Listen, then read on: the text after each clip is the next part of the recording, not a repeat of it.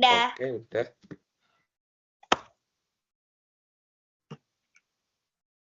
Oke, baik. Bismillahirrahmanirrahim. Assalamualaikum warahmatullahi wabarakatuh. Waalaikumsalam warahmatullahi wabarakatuh. 14 akan mempresentasikan materi yang telah disiapkan oleh kelompok 5 dengan judul Image Quality di mata kuliah pendahuluan radiologi. Perkenalkan, nama saya Syahraini Nafila dan rekan saya Muhammad Nizar Fazari yang hari ini akan mempresentasikan materi dari kelompok 5. Boleh di next. Oke, untuk kelompok 5 sendiri itu ada Kak Haikal dan Kak Aji Ramadan. Boleh di next. Yang pertama kita akan menjelaskan mengenai image quality. Boleh di next. Image quality atau kualitas image adalah berbeda dengan foto yang diambil untuk tujuan estetika. Jadi berbeda dengan tujuan foto yang diambil untuk estetika, gambar medis itu diambil untuk kebutuhan medis. Sehingga kualitas gambar medis tidak diukur berdasarkan seberapa indah tampilannya, tetapi seberapa baik gambar tersebut untuk menyampaikan informasi anatomis atau fungsional yang dibutuhkan untuk diagnosis. Dalam gambar radiologi, kualitas gambar tidak selalu dimaksimalkan, tetapi dapat dioptimalkan untuk tujuan diagnostik tertentu. Boleh di next. Berikut adalah contoh dari imaging pada masalah persendian. Boleh di next. Masih tentang contoh gambar dari hasil imaging. Boleh di next. Baik, untuk selanjutnya ada tentang resolusi spasial. Resolusi spasial mengacu pada tingkat detail yang dapat dilihat pada gambar. Hal ini mengukur seberapa kecil suatu objek dapat terlihat pada sistem pencitraan tertentu. Resolusi spasial bukan hanya bergantung pada ukuran piksel, tetapi juga pada faktor-faktor lain yang mempengaruhi kemampuan sistem untuk melihat detail. Ukuran piksel dalam gambar digital menetapkan batasan teoritis pada resolusi, namun objek berkontras tinggi yang lebih kecil dari ukuran piksel masih mungkin terdeteksi. Next. Selanjutnya ada fungsi sebaran titik atau point spread function atau PSF. PSF adalah ukuran dasar yang paling intuitif dari properti resolusi dalam sistem pencitraan. PSF menggambarkan respon sistem pencitraan terhadap titik sumber input yang menunjukkan seberapa besar sistem tersebut. Kemudian, PSF dapat bersifat simetris secara rotasi atau tidak simetris dalam sistem pencitraan yang stasioner atau shift invariant. Boleh di next. Baik, ini ada ideal image dengan sistem image. Jadi, untuk mendapatkan ideal image ke sistem image itu ada proses yang namanya imaging system dengan point spread function sebagai suatu parameter yang diperlukan. Boleh di next. Di sini ada rumus tentang Gaussian PSF, yaitu ada H, X, Y sama dengan 1/2 pi delta kuadrat eksponensial negatif X kuadrat plus Y kuadrat per 2 delta kuadrat. Boleh di next. Selanjutnya ada fungsi sebaran garis atau line split function atau LSF. LSF digunakan untuk mengevaluasi respon sistem pencitraan ketika distimulasi dengan sinyal berbentuk garis. Hal ini untuk mengukur distribusi intensitas dari garis yang dihasilkan pada gambar. Setelah garis dihasilkan pada gambar, profil abu-abu di sepanjang sumbu X diukur untuk menentukan LSF pada sumbu X. Selanjutnya,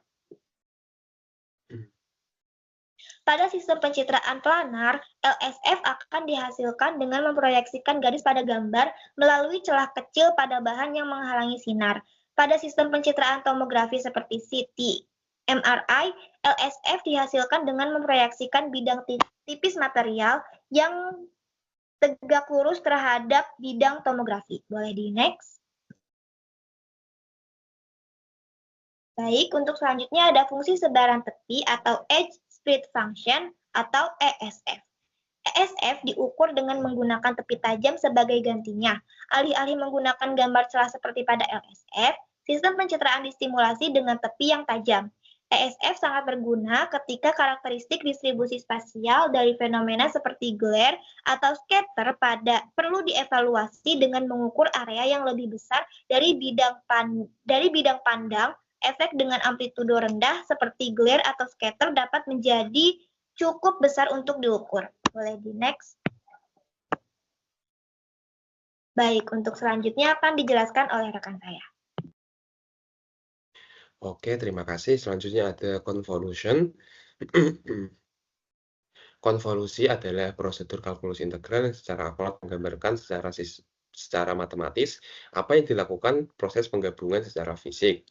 Proses konvolusi juga merupakan komponen matematis yang penting dari rekonstruksi gambar, dan konvolusi sangat penting untuk pemahaman lengkap tentang sistem pencitraan. Untuk rumus dari konvolusi bisa dilihat di layar, di mana adalah simbol matematik, di mana X adalah simbol matematika untuk konvolusi. Konvolusi dapat terjadi dalam 2 atau 3 dimensi juga. Karnel dalam contoh ini adalah panjangnya 5 elemen dan nilainya berjumlah 1. Di panel A, 5 angka pertama H dikalikan dengan elemen yang sesuai di karnel. Di sini setiap elemen karnel memiliki nilai numerik 0, 20, 0 sampai 20. Kelima produk ini dijumlahkan menghasilkan entry pertama kolom G di panel B. Algoritma konvolusi berlanjut dengan menggeser ke bawah satu elemen di kolom H, dan operasi yang sama dihitung menghasilkan entry kedua di kolom G. Prosedur penggeseran, perkalian, dan penambahan ini adalah implementasi konvolusi yang terpisah. Ini adalah cara operasi yang dilakukan di komputer. Selanjutnya ada H. Dalam kasus ini adalah noise yang dihasilkan secara acak. Nilai G dihaluskan secara relatif terhadap H. Dan itu karena elemen kernel konvolusi dalam kasus ini dirancang untuk melakukan penghalusan data. Pada dasarnya, dengan merata-ratakan kelima nilai yang berdekatan di kolom H. Untuk grafiknya bisa dilihat di layar. Selanjutnya ada plot kernel 5 elemen. Kernel A bentuknya persegi panjang, fungsi rect. Karena semua nilai di dalam kernel adalah sama, nilai kernel B berbentuk kufra, baik kernel A maupun kernel B memiliki semua nilai positif. Kernel C memiliki beberapa sisi negatif di atasnya, dan ketika nilai negatif ditemukan di kernel, beberapa peningkatan sisi akan terjadi. Selanjutnya ada konvolusi dalam pengolahan gambar, terdiri dari fleksibilitas panjang kernel, kernel ganjil, masalah tepi, konvolusi multidimensi, pengaburan, dan pemulihan. Dengan memilih kernel yang tepat, kita bisa melakukan berbagai operasi seperti pengaburan, penajaman, deteksi tepi, dan lain-lain. Contoh kernel konvolusi 2 dimensi, gambar ini mengilustrasikan hasil pemrosesan gambar 2 dimensi menggunakan berbagai kernel konvolusi yang berbeda. Gambarnya bisa dilihat di layar dengan Gaussian blur, original, dan ins reaction at G enhancement. Selanjutnya ada hubungan antara fungsi penyebaran. Terdapat hubungan antara fungsi penyebaran domain spasial, yaitu PSF dan LSF, dan PSF, LSF, dan ESF, di mana pengukuran salah satu fungsi dapat digunakan untuk menghitung yang lainnya. LSF dan ESF terkait dengan PSF melalui persamaan konvolusi. LSF dihitung dengan mengkonvolusikan PSF dengan fungsi garis. Karena garis adalah fungsi satu dimensi murni, disederhanakan menjadi integral sederhana seperti yang bisa dilihat di layar. Konvolusi PSF dengan tepi menghasilkan ESF. Selain hubungan di atas, LSF dan ESF juga saling terkait. ESF ada integral dari LSF, dan ini menyiratkan bahwa LSF adalah turunan dari ESF. Selanjutnya ada mekanisme fisik pengaburan.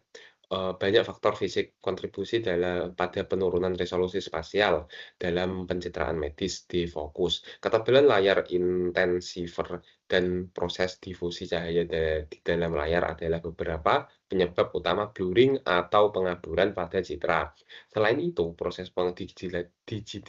digitalisasi melalui sampling juga berperan penting. Ukuran piksel yang lebih besar atau fungsi sampling yang lebar akan mengurangi detail yang akan dapat ditangkap oleh detektor, sehingga menyebabkan penurunan resolusi spasial. Pengukuran berbagai fungsi sebaran yang telah dibahas di atas digunakan untuk mengarakterisasi dampak fenomena pengaburan fisik dalam sistem pencitraan medis. Oke.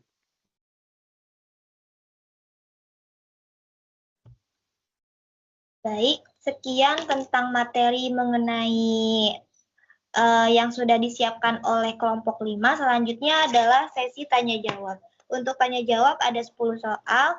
5 soal pertama akan saya tanyakan ke Nizar. Apakah Nizar sudah siap? Siap, siap. Oke, untuk pertanyaan pertama, dalam hal resolusi spasial, berapa piksel kali piksel yang digunakan dalam CT, MRI, dan USG? Oke, baik. Resolusi spasial dalam pencitraan medis bervariasi. CT memiliki resolusi antara 512 kali 512 sehingga 1024 kali 1024 piksel per irisan dengan ukuran voxel sekitar 0,5 sampai 1 mm. Cocok untuk mendeteksi detail jaringan keras. MRI biasanya mencapai resolusi 256 kali 256 hingga 512 dikali 512 piksel per irisan, dengan voxel sekitar 1 sampai 3 mm, tergantung kekuatan medan magnet. Sementara itu, USG memiliki resolusi lebih rendah sekitar 128 dikali 128 hingga 512 dikali 512 piksel dengan ketelitian 0,5 sampai 2 mm karena keterbatasan sinyal ultrasonik. Baik, untuk pertanyaan kedua, mengapa pengaturan dosis yang tinggi dapat meningkatkan kualitas gambar, akan tetapi dapat menimbulkan risiko bagi pasien? Oke, pengaturan dosis tinggi meningkatkan kualitas gambar dengan menangkap lebih banyak detail, namun juga menambah paparan radiasi yang berisiko merusak sel dan meningkatkan peluang efek samping yang serius seperti kanker bagi pasien. Kemudian untuk pertanyaan yang ketiga, bagaimana cara menentukan apakah resolusi spasial gambar sudah optimal? Resolusi spasial gambar dianggap optimal jika detail yang dibutuhkan untuk diagnosis terlihat jelas tanpa terlalu banyak noise atau kehilangan informasi penting. Hal ini dicapai dengan menyesuaikan parameter seperti ukuran voxel, intensitas sinyal, dan frekuensi pemindaian sesuai kebutuhan klinis dan area tubuh yang diperiksa. Selanjutnya, apa perbedaan utama antara PSF, LSF, ESF dalam pencitraan medis?